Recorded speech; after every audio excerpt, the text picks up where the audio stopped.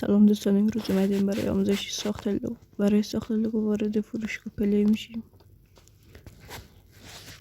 چه قسمت جستجو سرچ میکنیم لوگو ساز، میایم پایین روی این برنامه کلیک میکنیم، دانلود میکنیم.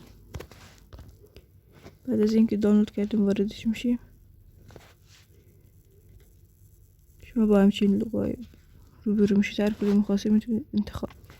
مثلا من این اول باید تبلیغ تماشا کنید تا که لوگو براتون بیاد. میتونید خودتون هم لوگو بسازید. حالا چطوری؟ روی قسمت به علاوه کلیک میکنیم،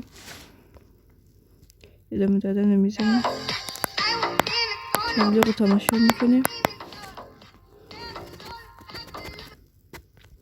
بعد از اینکه تبلیغ رو تماشا کردین اینجا با چیزهای مختلف روبرو میشیم. مثلا روی نمادها بزنید، اینجور شکلهای براتون میاد: بیزینس، آرایش، سیاه‌وسفید، هر کدوم خواستین میتونید انتخاب کنید. مثلا من این باید تبلیغ تماشا کنید تا بیاره.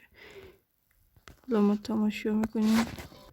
خب بعد از تماشا کردن تبلیغ لوگو رو آورد. شما میتونید لوگو رو جابجا کنید، بزرگش کنید، کوچیکش کنید. میتونید اسم بنویسید زیرش. مثلا من اسممو مینویسم، زیرش میتونید قرار بدید.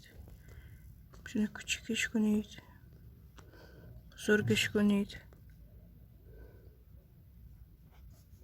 بعد از اینکه کارت تموم شد روی ذخیره کلیک میکنید، اینجا روی سیو میزنید تا که ذخیره بشه. لایک و سابسکرایب یادتون نره. خداحافظ تا ویدیو بعدی.